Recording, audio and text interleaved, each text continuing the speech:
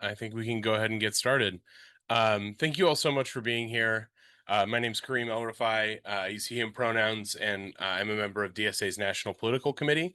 And I'm really excited for us to have an opportunity to talk to you all about the work that DSA is doing to fight fascism in this country and build independent infrastructure so that we can take the fight to the fascists and build the left. We have a really great lineup tonight. I think you're going to really enjoy hearing from all of them. So yeah, introduce yourselves. We want to show that everybody from across the country is here. Without further delay, I'm going to pass this off to one of DSA's national co-chairs, Ashik Sadiq, for some framing for us. Thanks, Kareem. Thanks to hundreds of you for joining us on this Wednesday evening. My name is Ashik Sadiq. I'm based in North Carolina, and I'm one of the national co-chairs. I've been a member of DSA for 8 years now. I joined in January 2017 when I was living in Washington, D.C. when Trump got elected for the first time, and I felt, really powerless and demoralized by everything that was happening in this country. It was clear that the rise of fascism was being left unchecked by people who'd been in power, the Democrats before Trump, and just 8 years later, in so many ways, where we're like in this loop where the people who've been in power have enabled the rise of fascism, and they're just unprepared for this onslaught of horrors that's coming. We are just a few weeks after the passage of the so-called One Big Beautiful Bill, that is the largest upward transfer of wealth from the poor to the rich in a single law in U.S. history. That includes just a horrifying increase in funding for militarized immigrant detentions and deportations through ICE. ICE now has a budget that's bigger than most military budgets in the world. And it's just an onslaught of things that are meant to overwhelm us and make us feel powerless. And then now, almost 2 years into genocide in Gaza, just the level of starvation that our government is complicit in enacting is now more apparent than it's been, to many people. Like suddenly you're hearing all these people in the political establishment who helped enable this, who supported just our government supporting these atrocities, are now admitting that, they're what a lot of us have known for many years and decades. So that what we really want to emphasize on this call is that we're not powerless when we're organized, just against this onslaught of horrors. So much good is happening in this country. Like real power is being built by working class people who are organizing across differences of all kinds, across differences of race, ethnicity, just all these factors that the establishment, that capitalists have used to divide us and to keep us divided and powerless, including Americans from the international working class. All these threads are coming together, and DSA is at this point at the forefront of building a movement against fascism in this country.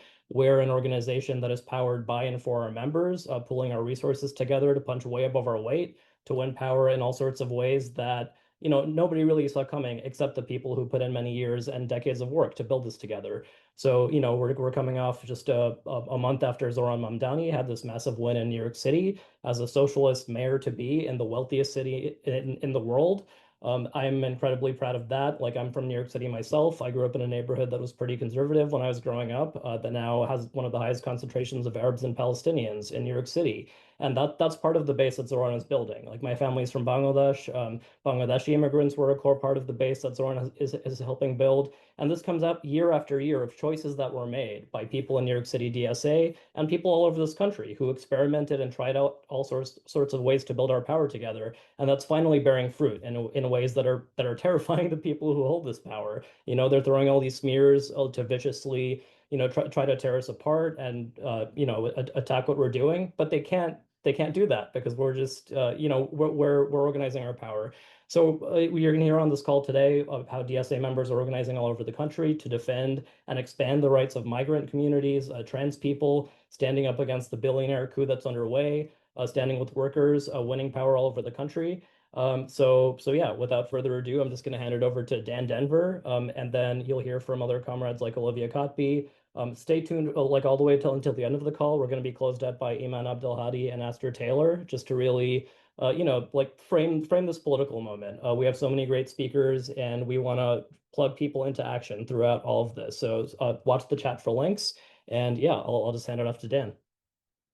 Hey, thank you so much, Ashik, and thank you so much to all the leadership and membership of DSA here. It's such an honor to be on this call at this very moment. I think I joined DSA, it was 2016, after Bernie Sanders' first astoundingly successful, if not entirely successful, presidential campaign. I'd been a socialist since the late 90s when I was a teenager, but I never joined a socialist organization. And frankly, I joined DSA because that's the organization that everyone was joining. It was the first time in my life where I was like, wow, all the socialists I know are joining a socialist organization. And it occurred to me that old maxim that it's an oxymoron to be a socialist without an organization. So I joined DSA and have been a member since. And I'm really grateful for all the leaders here and for all of you who are checking out the organization for the first time, who are considering joining. There is no, what Zoran's election just reminded us, there is no other organization like it, no other organization that is able to organize for socialism and confront fascism from the city level to the state level to the national level. And I mean, this is a the political situation right now is very scary, but it's also very hopeful. And I guess I want to start by talking about the scary. Obviously, as Ashik mentioned, we are facing ascendant authoritarianism and fascism, substantial qualitative differences that we're seeing with MAGA 2.0 from the first time around, real terrifying suppression of basic political and civil rights that we've always taken for granted in this country, alongside an onslaught against the social safety net, the administrative state, most spectacularly, the gutting of Medicaid in the one big beautiful bill, the same bill, as Ashik mentioned, that will dramatically expand ICE detention and ICE agents. And who will be, I believe it's 10,000 new ICE agents that will be hired. Where are they going to find these people? These are going to be rank and file MAGA thugs recruited into a federal police force unlike anything we've ever seen in this country. It's unlike anything we've ever seen in this country, but it's a lot like what a lot of the world has seen under the boot of American colonialism and imperialism. The scholar Amy Césaire has a concept that I return to constantly, but it doesn't get old because it's so important. It's the concept of the colonial boomerang, the idea that the sort of illiberalism and authoritarianism of liberal American empire abroad, that ricochets back home. So imperialism is always a form of authoritarianism abroad. And now we are seeing it come back home. You can draw a direct line to the sort of civil liberties restrictions and nationalistic chauvinistic fervor of the early years of the War on Terror and see as the wars in Afghanistan and Iraq failed to achieve their purported objectives while actually just creating more instability, more violence. You could see in the absence of a strong anti-war movement that sentiment curdling into the sort of MAGA authoritarianism, nativism, Islamophobia that so defines far-right politics in the US today. There is a direct line from the War on Terror launched by George W. Bush and abetted by Democrats like Joe Biden and Hillary Clinton to what we are seeing to get today. The same can be said very clearly of anti-immigrant and border control politics, which are ricocheting back now in the form of ICE becoming a domestic Gestapo. It's a force that has long terrorized immigrants. I mean, and alongside Customs and Border Protection, terrorized residents of borderland communities in the Southwest. That's an old story. But what we've seen since the 1990s is the metastasizing of the Border Patrol and ICE in a way that it had never existed before. And now another order of magnitude to not only terrorize immigrants, but also organizing this force of MAGA thugs to repress political dissent for all of us. Extremely terrifying. Then we see the bipartisan support for Israeli genocide, which has under Joe Biden, we now see under Trump becoming a key lever for his domestic repression. The manufactured crisis over anti-Semitism to smear pro-Palestine activists bravely and obviously correctly speaking up against the genocide to smear them as anti-Semitic, that is now being used by Trump to attack free speech and higher education across the board and to attempt to disappear leaders like Mahmoud Khalil from our communities. This moment is also, and I'm sorry I'm sweating so much, I'm in a very hot room. This moment is also the product of decades of neoliberalism and the incredible, I mean, it's the product of that in so many ways, but one very clear example is the explosive concentration of wealth and rise of a billionaire class in the way we've never had before, even in a highly capitalistic United States.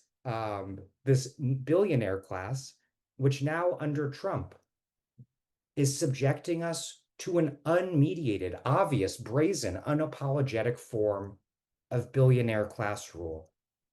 Among that cohort of capitalist reactionaries, I mean, there's so many different ghouls we could speak of, but we see so many of these fossil capitalists, these oil and gas executives, using their positions within the Trump administration and their relationships with the Trump administration to gut what minimal infrastructure we have to transition to a green energy system and to squeeze out every last bit of coal, gas, and oil, even as right now, if you're in the same heat wave that I am, we are cooking. The brazenness of capitalist class rule under the Trump administration is matched abroad with an unapologetic form of American empire without any sort of ideological pretenses of the sort, the justifications that we used to see during the War on Terror, whether neoconservatism or liberal interventionism. Now it's just America's in charge because might makes right. Trump doubling down on the dangerous new Cold War with China, all while subjecting the third world through this tariff regime to even more extremely unequal terms of trade. But that's the bad news. The good and also bad news is that it's clearer than ever that it's up to the American left to confront this all. We can see that the neoliberal militarists who populate the Democratic establishment, that they're simply not up to the job of defeating Trump and addressing the root causes of Trumpism, the profound economic and social crises caused by this long bipartisan legacy of neoliberalism and war. And the result of this is that the Democratic establishment is facing a profound legitimacy crisis. This is not just wishful thinking. It's very clear in the polls. It's very clear in the ordinary liberals who did not vote for Bernie showing up at Bernie and AOC anti-oligarchy tours in giant numbers. It's clear from Mahmoud Khalil's historic victory that did what Bernie's campaign always tried but failed to do, which was mobilize a giant number of non-voters understandably disaffected by the political system, inspiring them to nonetheless get involved and to vote. We can really feel right now happening something big. We're at a historic conjuncture where we on the American left have the difficult but historic task to build the power necessary to lead the fight against fascism and defeat fascism by fighting for and then building socialism. We have to organize our workplaces, our buildings, our communities.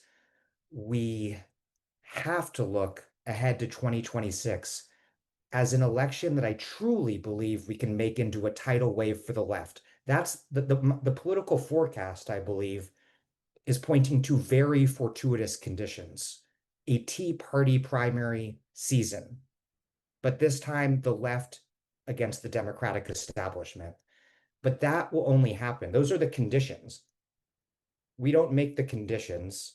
but we do make history with the conditions that are given to us. And the conditions that are given to us in this coming primary, I believe are going to be very good.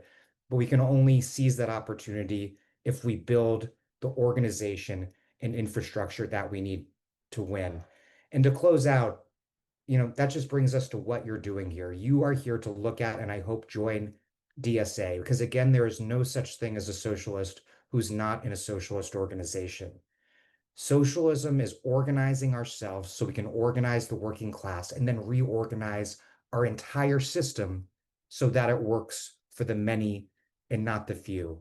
I hope you join DSA tonight, and I hope you commit yourself to a life of social and political struggle. We need everyone. Thank you so much. Thank you so much, Dan. I think that really drives home the stakes of what we're doing here. That it's daunting to know that no one's coming to save us, but it also puts a lot of strength in our own hands. That like we have the ability to build the infrastructure to be the preeminent force here. With that, I'm going to hand it off to our next headline speaker, Olivia Katby. Olivia is the co-chair of Portland DSA and is a longtime organizer with the BDS movement. I'm really excited to hear from her tonight. Thanks, Olivia, and feel free to take it away. Thank you so much for having me tonight. As Kareem mentioned, I am the co-chair of the Portland, Oregon chapter of DSA, best DSA chapter in my opinion, and I organize with the Palestinian-led BDS movement. And I really want to talk tonight about how those two things intersect in DSA, because I think the genocide in Palestine is, the first and most urgent thing on so many people's minds right now. So much of what I do is through the lens of Palestine. It's one of the reasons I originally joined DSA. And I co-authored the convention resolution for DSA to first endorse BDS back in 2017. And I'm sure I'm not alone in saying that every day I see images coming out of Gaza that are the worst things I have ever seen. And every day I try to think about how to stop it. And as heartbroken and enraged as I am, my rage is not enough to end the genocide. We have to organize together. So the answer that I always come back to when I think about how to push everyday working people in the US towards a mass movement in support of a free Palestine is to build the Democratic Socialists of America. One thing that I have learned in working in the Palestine movement is we cannot work in issue-based silos with Palestine over here and climate over here and labor over here. Socialism unites all of these causes under the banner of class struggle. And I just want to explain how that has looked in Portland. In Portland, we just elected 4 DSA members to our 12-person city council. And that means a third of our city council is controlled by socialists. And that means something real and tangible for organizing for Palestine, because all 4 of them are unapologetic and unflinching in their support for a free Palestine. And they are able to hold that position so unflinchingly and without fear because of the organizing that Portland DSA has done over the past almost decade. In Portland, we have won some major BDS campaigns. We got our MBA team to cut ties with a sniper scope manufacturer that was providing scopes to the IDF after we had a very public campaign targeting this MBA sponsorship that they had. We contributed to Intel, which is headquartered outside of Portland, canceling their plans for a $25 billion factory expansion in Israel. That was huge. And our chapter's committed BDS work, coupled with our deep organizing in all other areas of the socialist movement, has been really important in connecting these issues. In 2020, we organized and won a ballot measure campaign that won universal preschool for the entire county, paid for by taxing the rich, and includes worker protections and increased wages for preschool teachers. Many of our members have organized unions and won union elections, and some of our members now serve in leadership of some big unions. My former co-chair, Emily, is now in leadership of the Portland Association of Teachers, and she helped lead their biggest strike ever last year. And the teachers union has come under fire for putting out a Teach Palestine curriculum, and they have not backed down. The Park Rose Educators Union here in Portland was one of the first US teachers unions to endorse BDS back in 2021, and that was led by DSA members. In 2022, Portland DSA had a ballot measure campaign for eviction protections, and now we have a renters' bill of rights that we're organizing around. We literally ran fascists off our streets during the first Trump term. We stood up against federal troops that were sent into our city in 2020. And through all of this, our resiliency working group has done so much incredible mutual aid work. Because we work on all of these issues together, including Palestine as a priority issue, we have created a situation in Portland where it is not an option to consider yourself a progressive if you do not support Palestine. And we have created the situation that DSA sets the standard for what is truly considered progressive. If you're running for office, you're not going to get our endorsement, but there are other progressive endorsements, even union endorsements, that you're probably not going to get if you support Israeli genocide and occupation. And that's really important because Palestine has always been a litmus test for us, but it's becoming that way for others as well, because people know now that being pro-Palestine is aligned with all these other struggles. And they know that if you're willing to cave on the question of Palestine, there's no reason why anyone should believe you will fight for them on any other issue. I'm going to try to talk about this without crying, but I always fail. I was really moved this past winter when the Oregon Nurses Association led the largest healthcare strike in Oregon history. And these were the nurses that delivered my baby. And I was just so honored that, they had me up there as the MC of their big rally up there in my keffiyeh. And I saw so many Palestine flags and keffiyehs in that crowd with 4,000 healthcare workers on strike. And that's just something that is going to live in my heart forever. You know, we have the people who they deliver babies for a living, some of them, and they're organizing a historic strike against this massive healthcare corporation. And in that fight, they're also making room for the babies in Gaza, whose genocide our tax dollars are funding. And DSA helped create the links for those two things. You know, we didn't do it alone, but we have helped build that intersection of all of these issues in Portland. One of the nurses who was on that picket line, she saw me speak, she saw DSA out there every day. She joined DSA, and she's now the co-chair of our Family Agenda campaign, which I'm going to drop a link to if you're interested in learning more about what we're doing to sort of reclaim the concept of family from the fascists. And this happens at every picket line and every other fight we've been a part of. You know, we were mobilizing at the city with the Parks Union and the City Workers Union against budget cuts. And it's like, okay, you're showing up, you know, about the city budget. Great, here's your Palestine flag. You know, it's not questioned anymore. It is a part of progressive politics in this city. And as much as the Zionists and the pro-genocide racists have tried to attack us and drown us out, in Portland, they have lost that battle. They continue to try, but they continue to lose. And just to wrap up, I just want to quickly share what electing pro-Palestine socialists looks like in practice with our socialists in office now. One of our DSA state senators, Farah Chaichi, sponsored a divestment bill at the state level, and we got a lot of unions signed on to that coalition to push that legislation. Our city councilors, who have been in City Hall for about 6 months, got a Chevron sponsorship dropped from a councilor forum that was hosted by the City Club.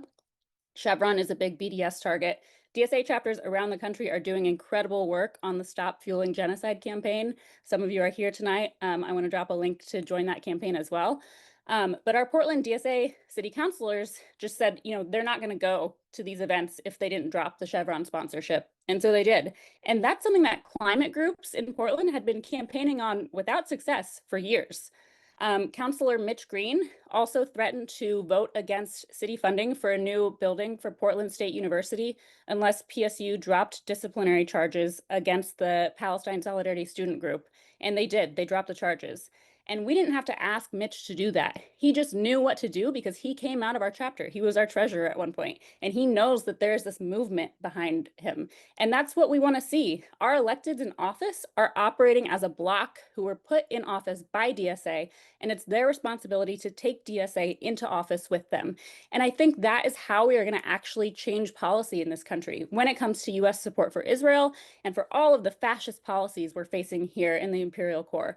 And if we want more Zoran Mamdanis and more Mitch Greens in office, we have to not only run people for office, but we have to build a party-like organization that does all of this deep organizing, which is then the base and the movement that is in office with these electeds. And we're bringing along labor and all of the parents who organize for universal preschool and all of the renters who are organizing around our Renters' Bill of Rights and all of the broader communities that we are embedded into. There was just a big piece written about Portland DSA in one of our local newspapers. And when we were being interviewed, the reporter said, to be blunt, I've never seen an organization with so little money have so much power. And I took that as a compliment. That is what it means to be a party-like organization. And that is what we are building in Portland and around the country. And that is what it will take to win. We should have had you go last. I'm deeply moved. That was incredible. Thank you so much, Olivia. All right, I'm going to pass it over to our next national DSA, our other national DSA co-chair, rather, Megan Romer. Megan, take it away. Thanks, Kareem. Making me go after Olivia it's real mom on mom violence hours. It's not fair. But thank you all so much for coming tonight. We have over 450 people on this call here to try to figure out what to do next, how to organize ourselves, what to fight for, how to fight. And what I'm going to do is make the very simple ask of you to join DSA. First, let's do a poll. We've got a poll popping up here.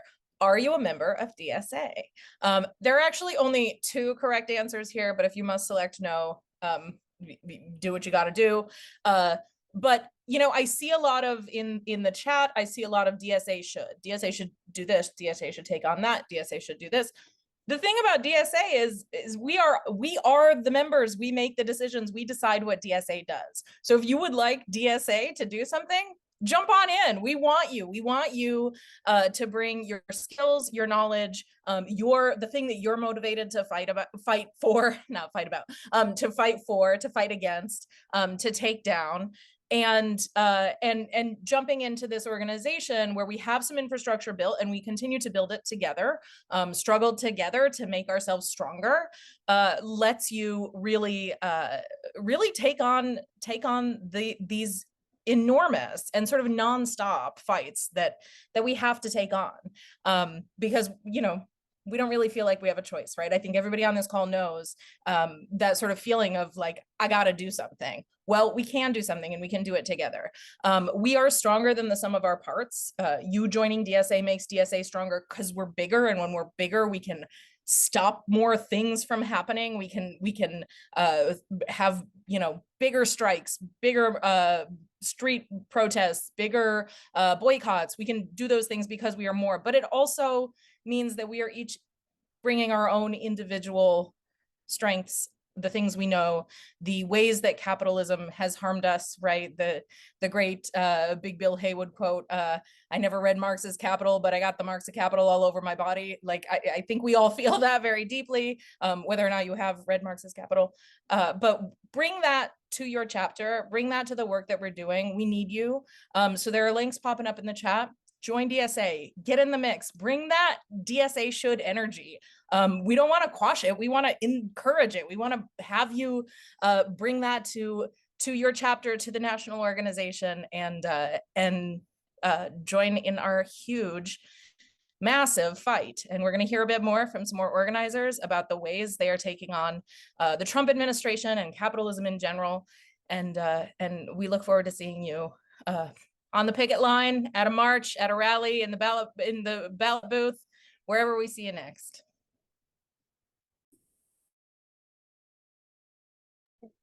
Thank you, Megan. And yeah, so per that poll, a lot of folks here in DSA, if you are a member and you are not yet engaged in your chapter, this is a great opportunity for you to take that next step and get involved in your chapter. For the, I think like 13% of you that are not members, now is a great time to make this happen. I mean, joining DSA remains one of the best decisions that I've ever made. And it puts a lot of power into your hands, in our hands as a class. We need that independent infrastructure. Take it, join DSA right now. We'll get that link posted in the chat in just a second. All right. So with that, yeah, we want to highlight some of the great work that DSA members are doing across the country to stand up and fight back.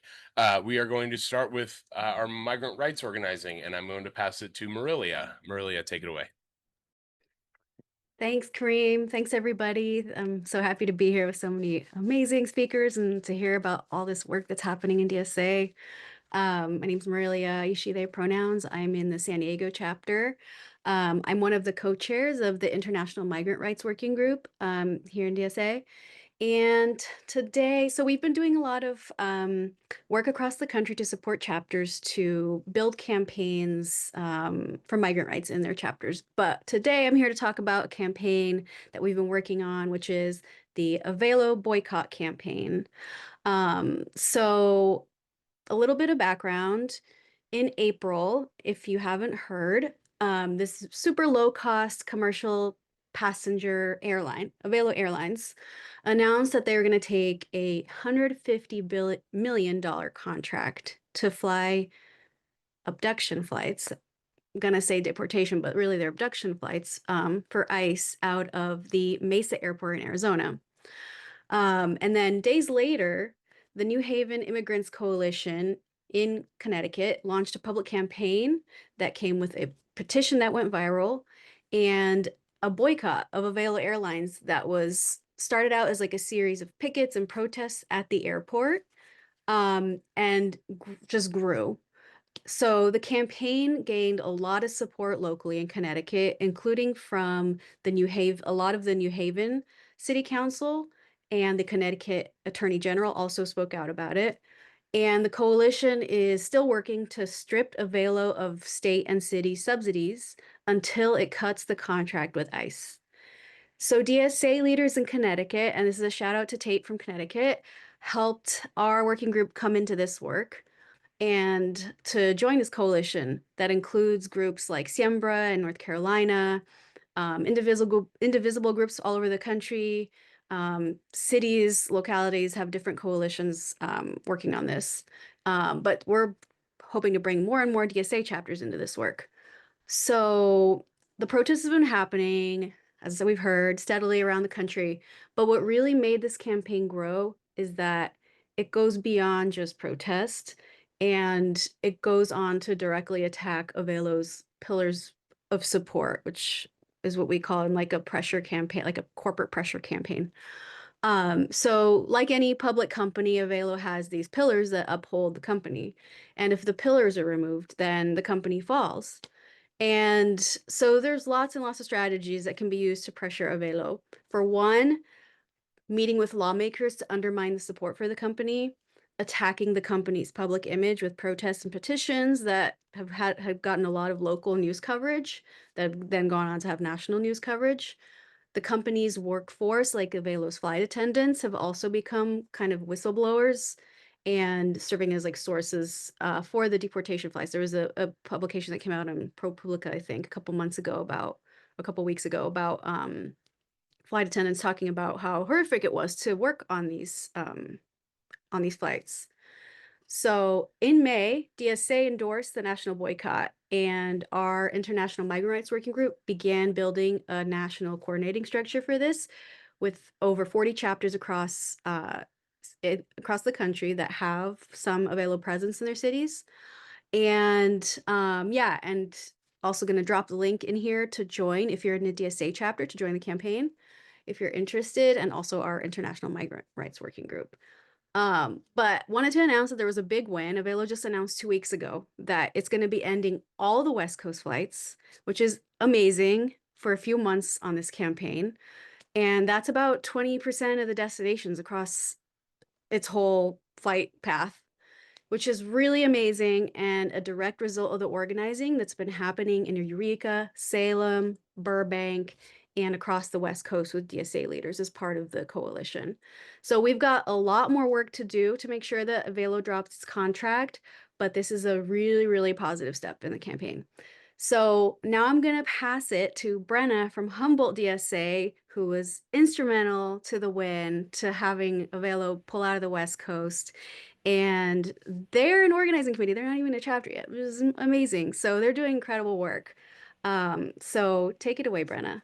Love to hear from you.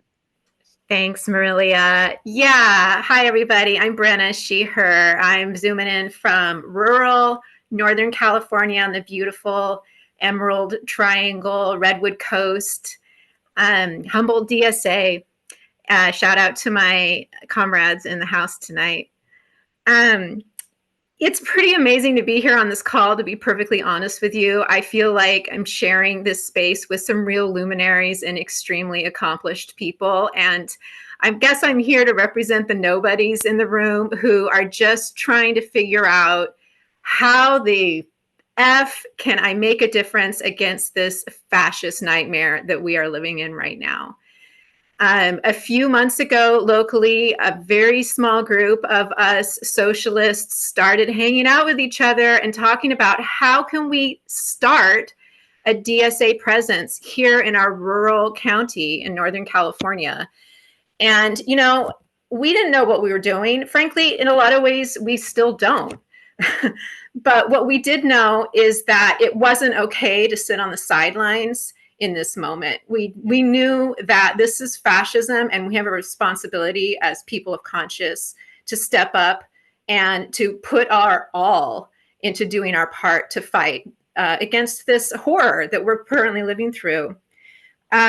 So we started to organize, and, you know, we became what's called a pre-OC, you know, not a chapter yet, not even an organizing committee yet. And as a pre-OC, one of our members, who happens to be on the Eureka City Council, G. Mario Fernandez, shout out to you, Mario, was monitoring the horrors that were going on with this ICE persecution of our neighbors who are Black and brown. You know, California has really been targeted, especially Southern California, by this very cruel administration. And it's been extremely painful for those of us who care deeply about this community, but are, you know, physically removed from the incredible organizing work being done by LADSA, San Diego, the other chapters in the southern part of the state, the rapid response networks. We wanted to pitch in somehow. So we were like, how can we get involved? Well, Mario was like, you know, Avelo flies out of our rural, you know, tiny little regional airport here. So he started to investigate, you know, what kind of staff resources for the Eureka City Council were being put into flights out of using Avelo Airlines. You know, it wasn't a huge number, frankly. It wasn't a huge dollar amount, but it was something. And it was something, you know, concrete we could organize around. So that's what we started to do. We joined the Avelo Boy campaign as our very first campaign as a pre-OC, and found immediately, you know, through Marilia's leadership and the leadership of Tristan and the other folks on the boycott committee, they kind of mentored us and, you know, pointed us towards like how we could get going in this work. So on June 13th, we voted as a pre-OC to go ahead and join the boycott. The Eureka City Council had a series of delays considering whether it would take up this issue. So we kept organizing and pushing for the issue to be addressed in a city council meeting. We noticed that LADSA through Burbank was doing regular picketing at its airport where Avelo flies out of.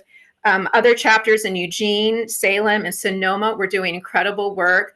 You know, putting the stink on Avelo's name and toxifying its brand. So we built on that solidarity. We built on those efforts. And in July 7th, we published in local media a call out asking City Council to join the boycott.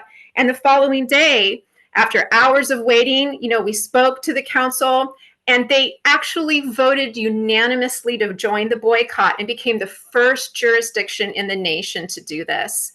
And then a few days later, Avelo announces, you know what, we've had enough. We're going to pull out of the West Coast. You all hate us too much. It's not profitable enough. You know, we're not selling enough tickets, and we're choosing our contract with ICE over these, you know, socialists on the left coast. And we were completely thrilled with that result, but we're not done yet. And we've decided to go ahead and press forward and demand that our local Board of Supervisors join the boycott because, frankly, they have a bigger budget and probably have a lot more ticket sales. And Avelo hasn't left yet. They're still flying out of our local airport until December. And we want to kill their profits. We want to drive them out. We want to drive them out faster. And we want you to join us. Because this is something that you can do if you're in a rural community, particularly where Avelo is targeting for tickets. You can join this boycott and just diligently do step by step. These small actions add up to make a big difference. You don't have to be a great organizer or a super accomplished anybody to make a difference against this fascist threat.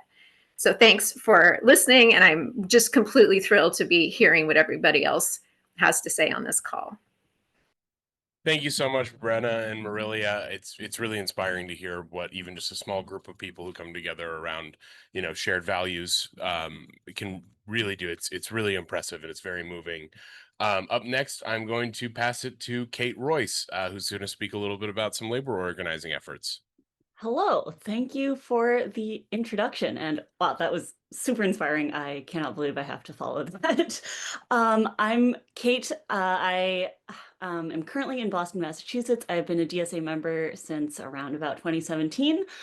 And I had also, like a lot of the speakers we've heard from already, like I think a lot of you tonight, thought of myself as, I'm just a rank and file member. I don't really do much. But then in February, I was fired for the first time from my job as an enforcement attorney at the Consumer Financial Protection Bureau. We were lucky enough to be unionized at the CFPB. We're part of NTEU 335. Other federal workers were not.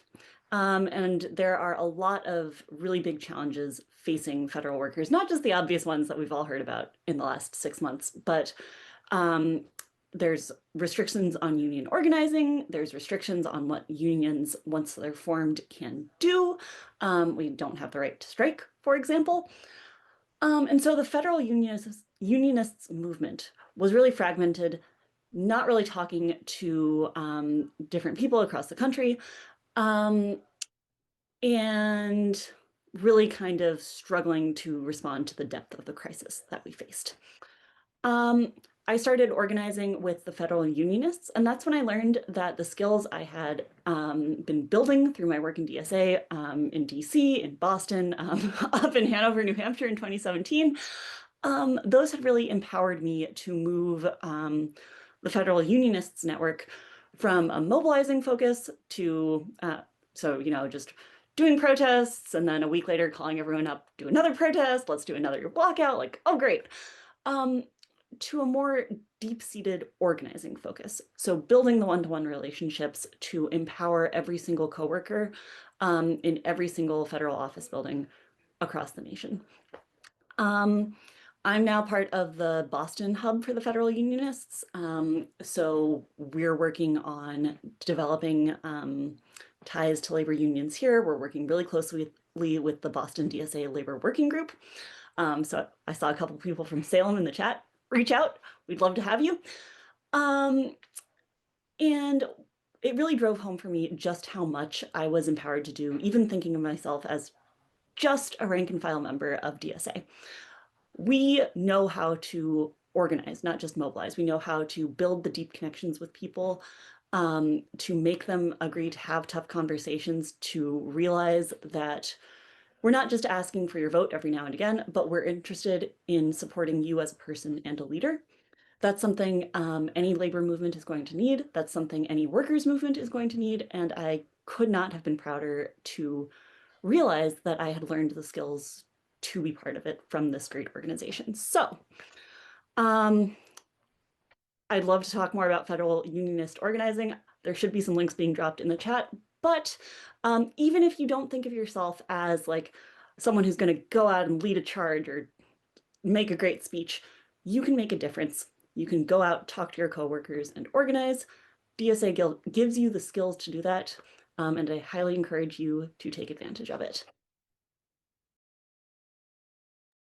Thank you so much, Kate. And yeah, federal workers have really been on the front line of a lot of the anti-Trump work since day one. So thank you all for everything you're doing. And thanks for coming and speaking to us about this tonight.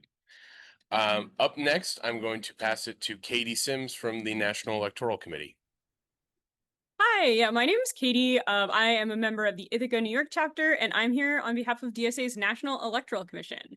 So this spring, I want to, start out with a story about canvassing, like I always love to do, which is I was out canvassing for the DSA endorsed candidate to be my city council representative, and we were talking about kind of the standard socialist stuff, affordable housing, tenants' rights, and basically like sewer socialist public works initiatives.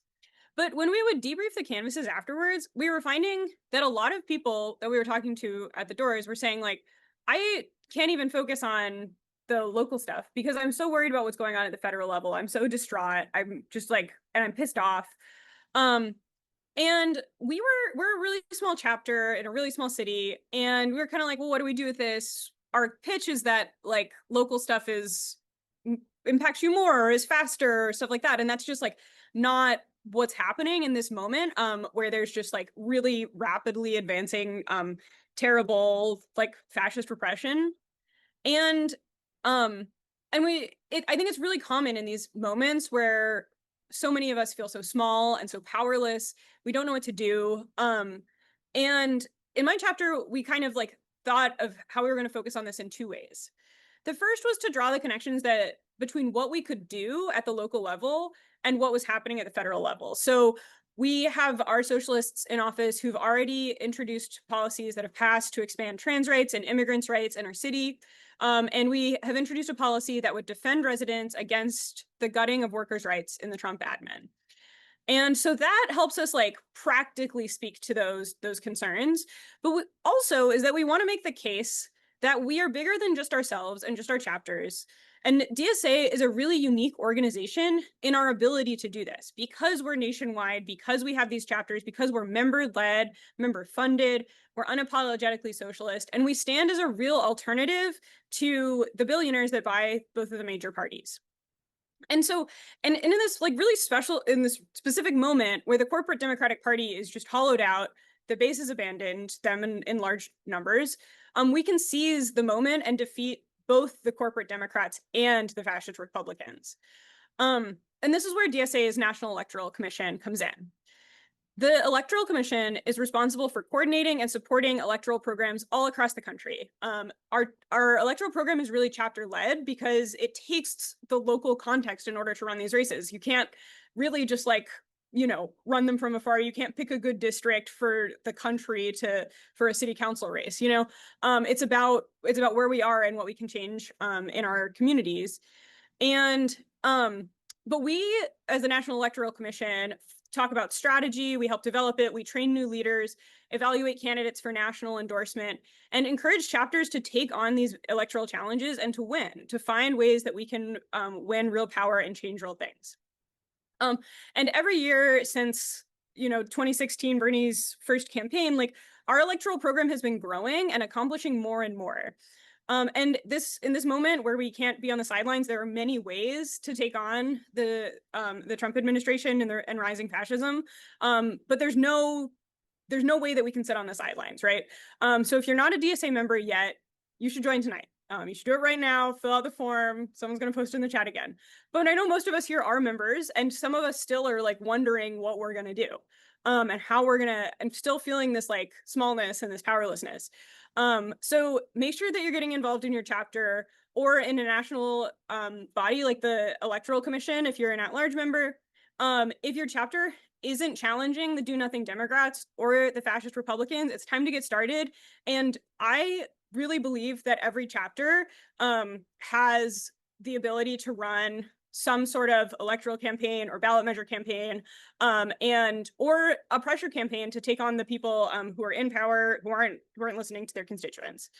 And so there's going to be links in the chat about how to get involved in the NEC, but also how to get the mentorship that you need to succeed in this, how to get the training that will help you launch this campaign, and apply for endorsement, which comes with fundraising support for our candidates, because the infrastructure that we need has to come from us. It has to come, and that includes the money, the tools, the people, the knowledge, the ability to pass it on, and that is what makes us like the foundation of a political party. It's that we can we can change who's in power when we can change the world around us, and we're doing it. And I think you want to be a part of it.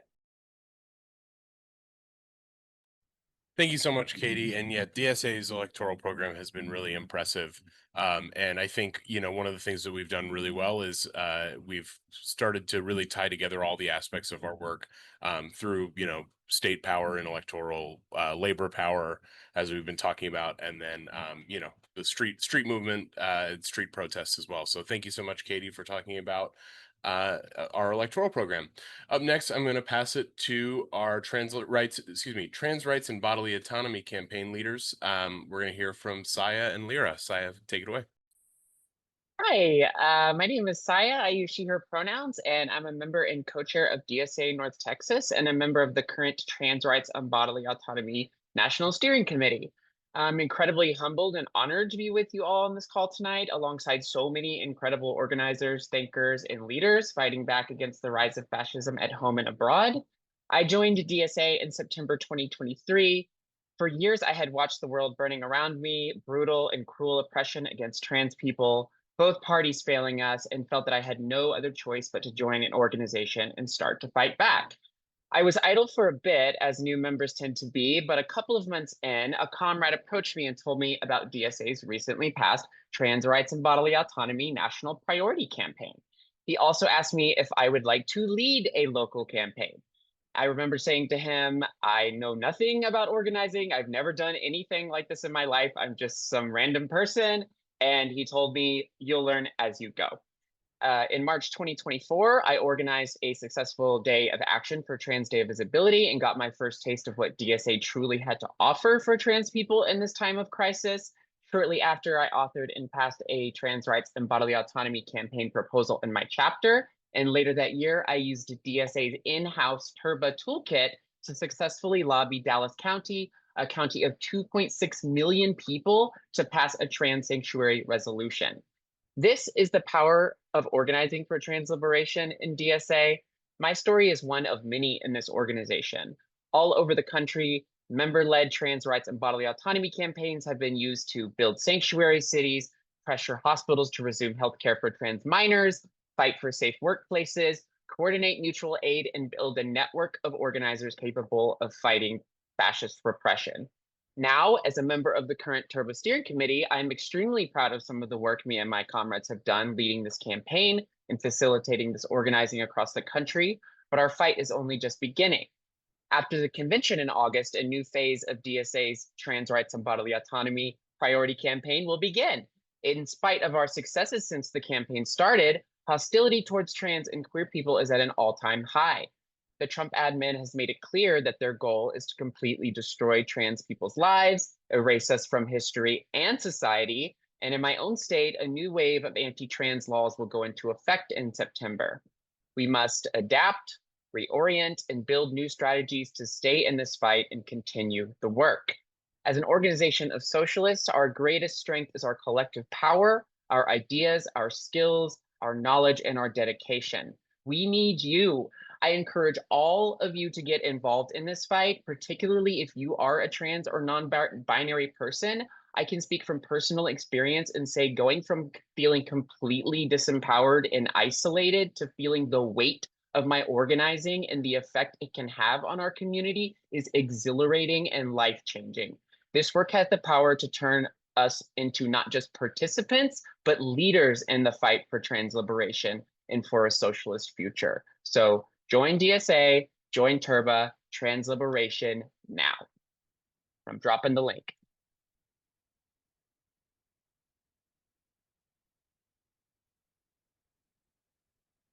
Thank you.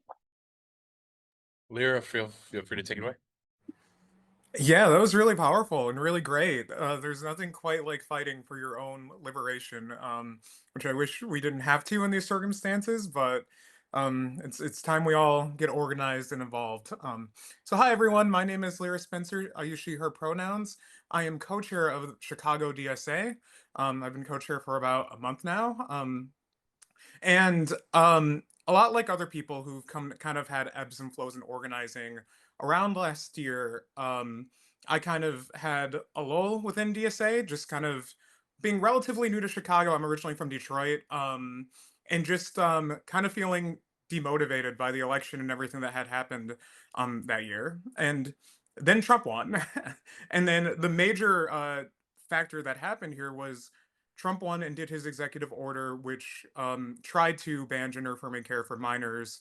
Um, Under 19. And even though that this order was stayed, hospital systems were starting to preemptively ban gender affirming care. And that it's a major issue for a multitude of reasons, but we all know that fascism relies on compliance.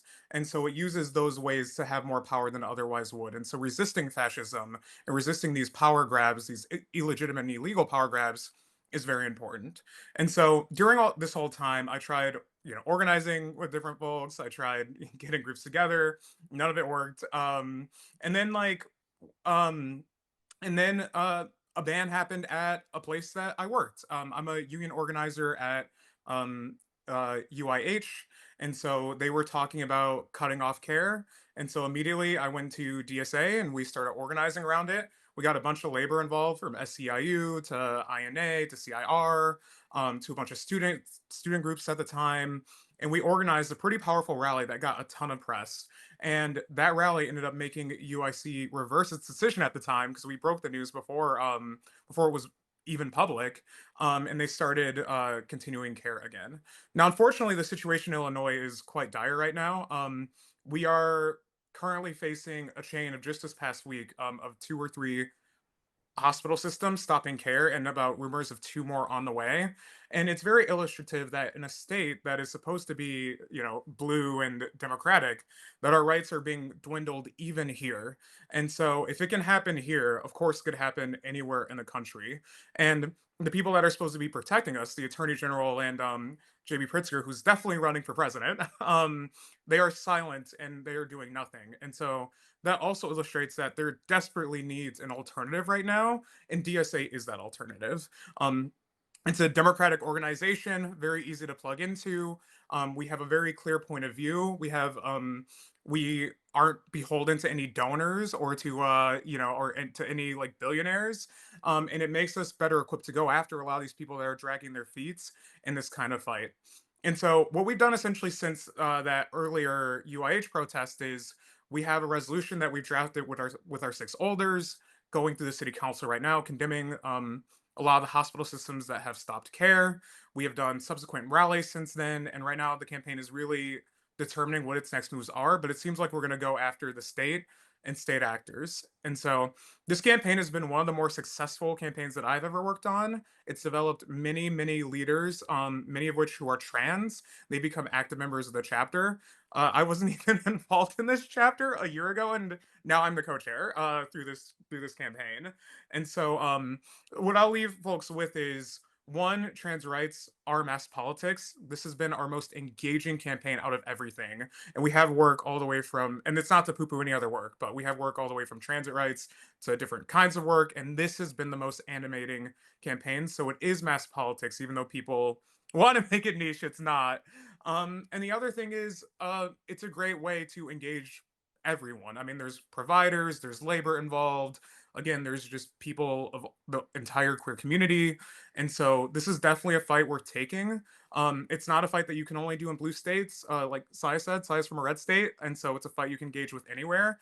And so I would encourage, if you're trans, if you're queer, get involved in this kind of fight.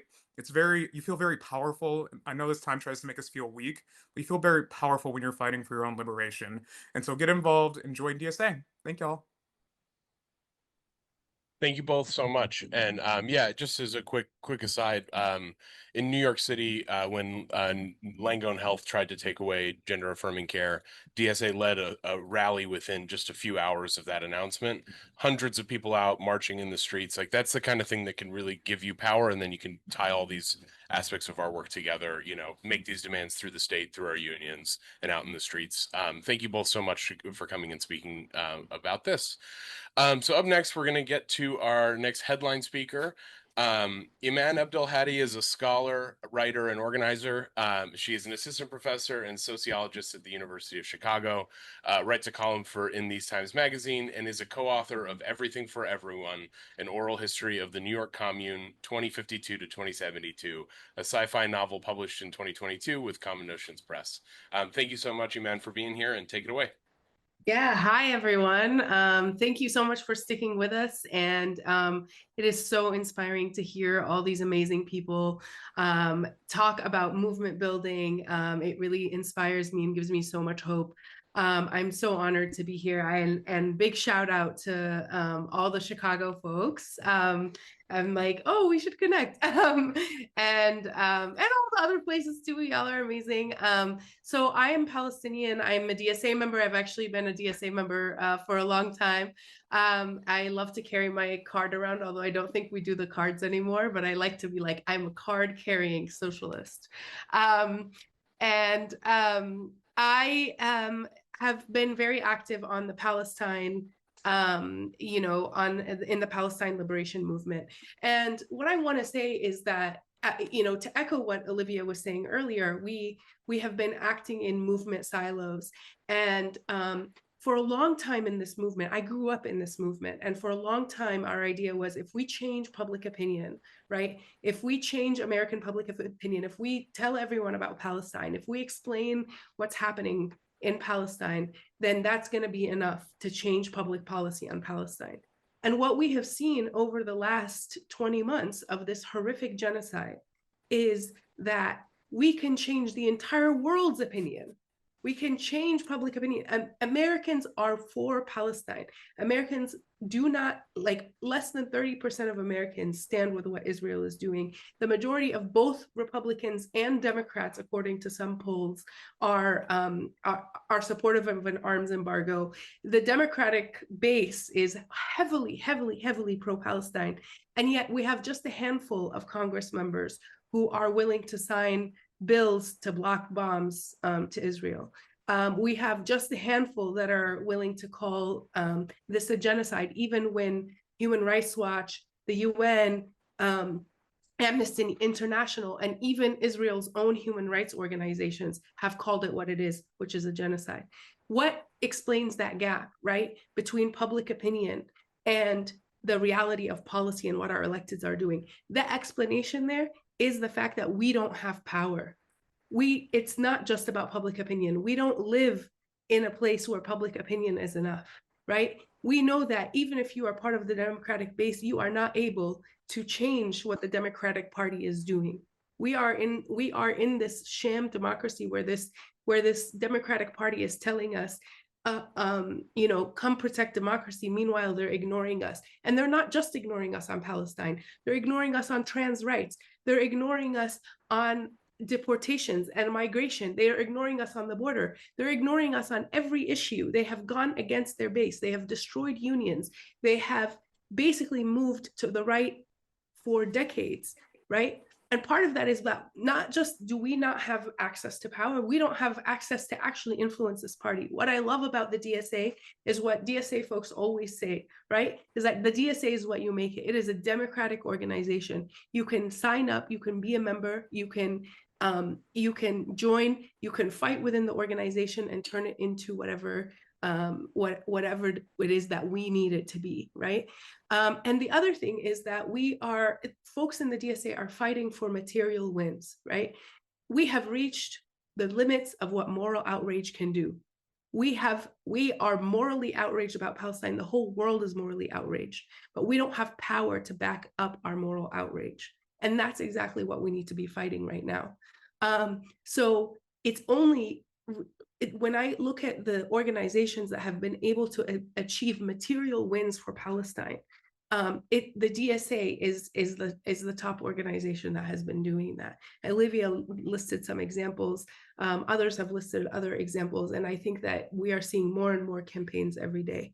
Now, I want to address something that's something that's been happening recently, which is that we're seeing, especially in the last week, the tide shift. Right now, Gaza is being starved by Israel. It is being systematically starve. There's a man-made famine that, by the way, Israeli officials declared they would do from day one, which is why we've been calling it a genocide from October 2023. And they're actualizing that promise, again, because we haven't had the power to actually stop them.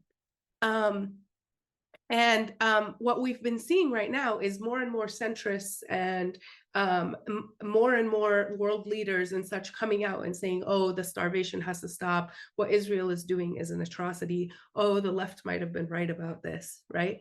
And I want us to be, I think that, you know, we need to be very clear as the left about what it is that you can't just offer us an alibi. Anyone is welcome to join the coalition. Transformations and change in opinion are welcome.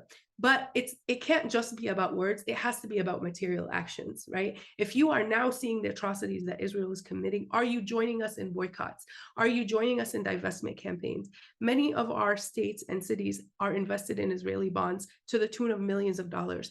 We saw Brad Lander pull New York City bonds from Israel in an act that was deeply heroic and inspired by the Mamdani campaign. In Illinois, we have a campaign, an Illinois Divest campaign that is, so if you're in Chicago or you're in Illinois, I you know, really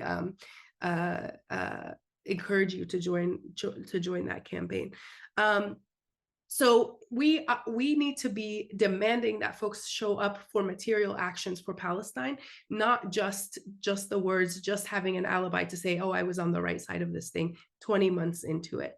And I think DSA is well positioned because it's already been doing this work of setting what the standard is, of holding campaigns that have a material impact on Palestinians, of holding politicians accountable. Olivia really, you know, what Olivia said earlier was so incredible to hear.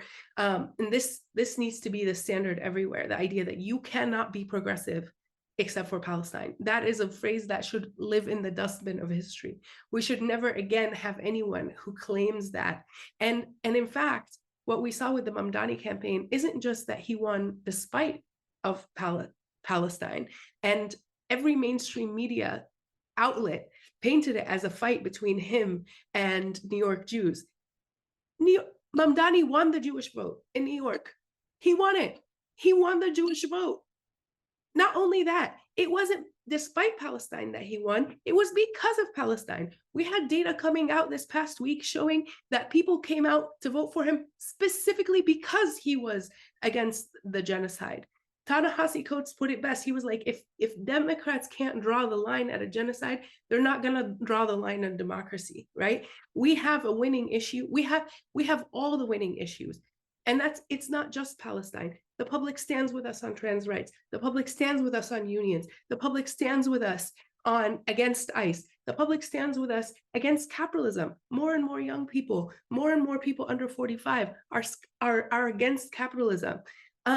And so now is the time to build the power to actually deliver what it is that the American public wants. And DSA can do that. And in fact, DSA is the best positioned organization in the country to do that. So if you haven't joined, I hope you join today. I hope you do it for Palestine. I hope you do it for trans rights. I hope you do it for every cause that we care about. I hope you do it for the world that we're trying to build for each other.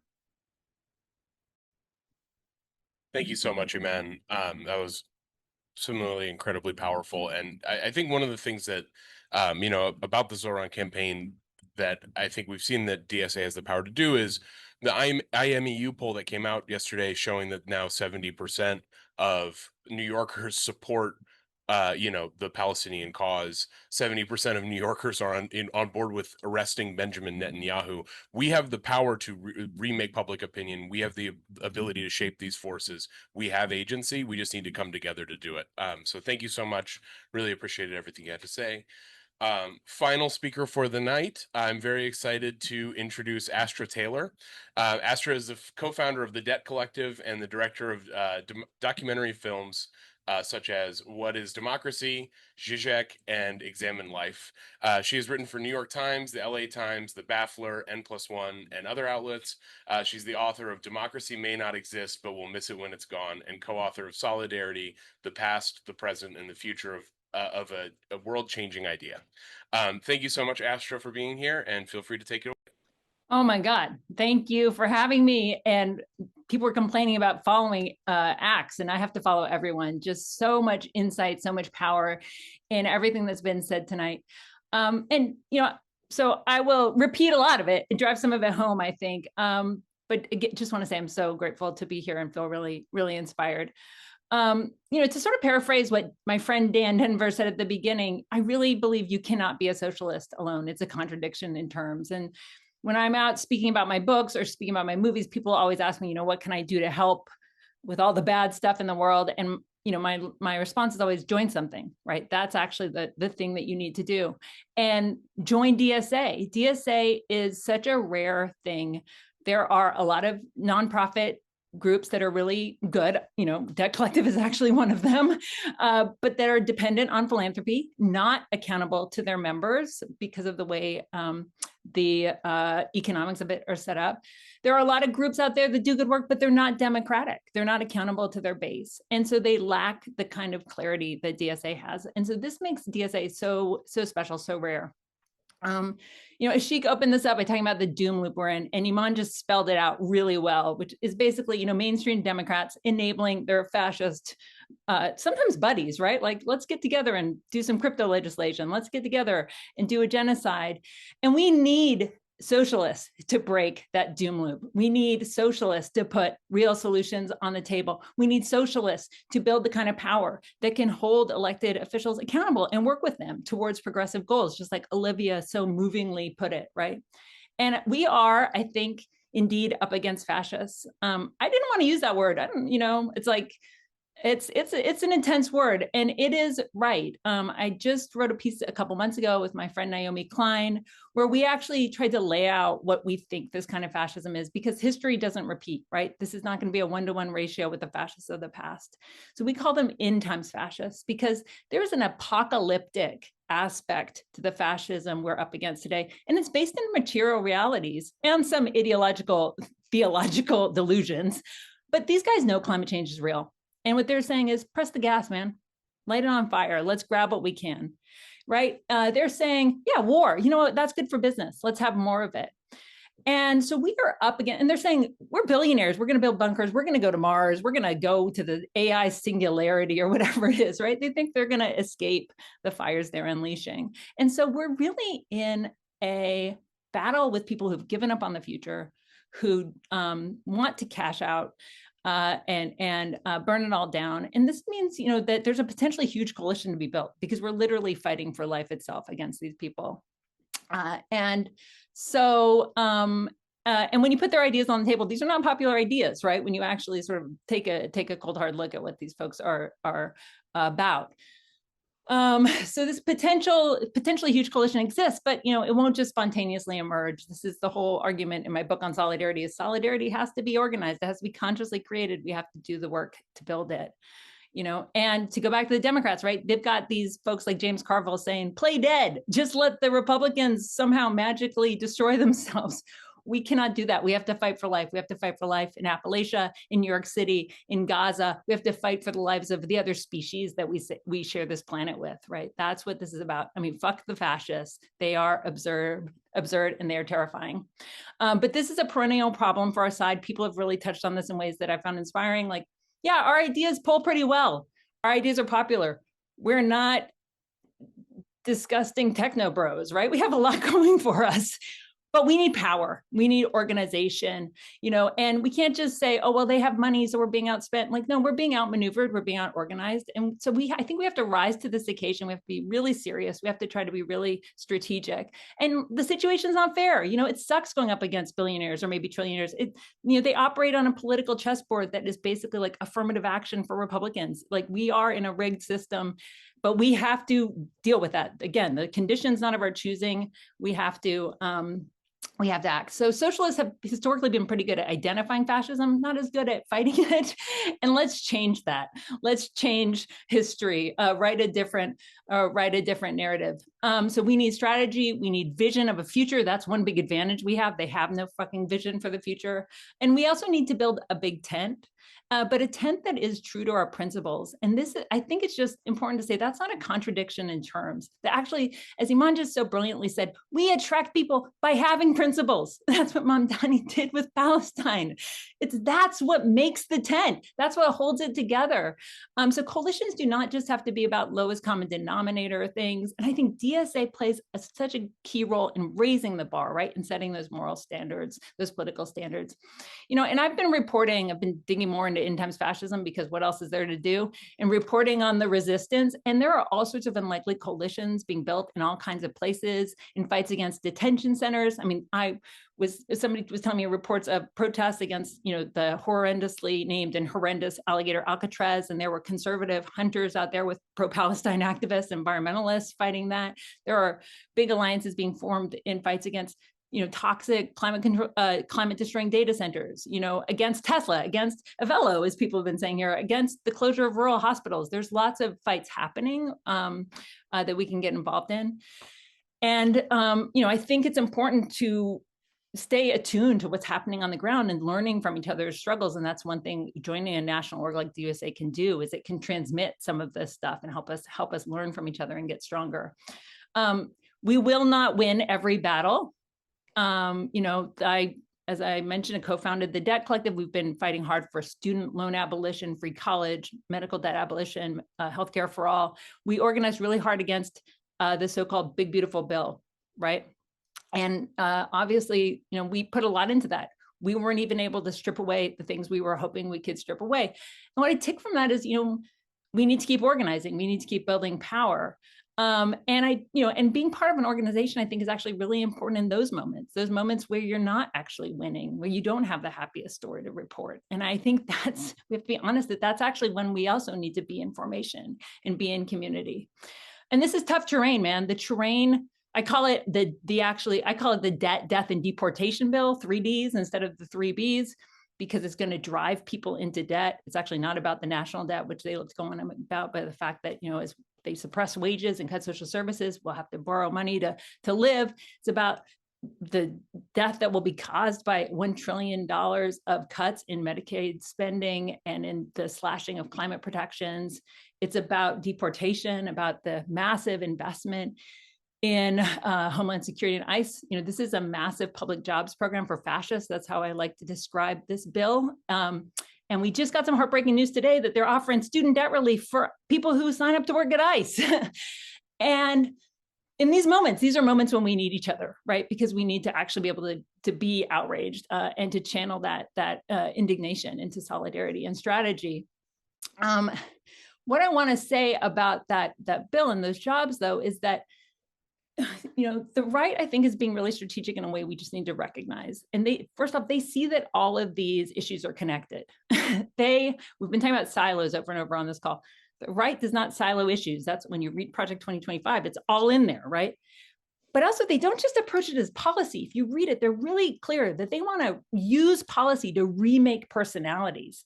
So Margaret Thatcher said something I love to quote. She said, the point isn't the economics, the point is to change the soul, right? They want to engineer a society where people are more afraid, more insecure, more competitive. And so we need to resist that. We also need to put on our horizon, not just a society of economic redistribution, but of what I like to call solidarity statecraft. How could we build a society where people could see their interdependence, could see that we are connected to not just the people who share our local communities or our national communities, but the broader world. And what I'm getting at there is that, these political fights are always emotional fights. The economics are always about emotions, about a kind of, that they need to have a kind of spiritual component. And so this is actually where the article with Naomi Klein ended, was that this is we're fighting for material change, but this is a mythic battle for life. And we should tap into that. We need to feel that, I think, in our bones and help others feel that. And that's kind of where I want to end. I mean, Brenna said something about being a nobody in the room. Saya said that they were just a random person, right? And politically, we're all nobody if we're just by ourselves. It doesn't matter if we've written some books or have some online followers or whatever, I mean, I organize because I want to actually win, and to win things, I need to work with other people.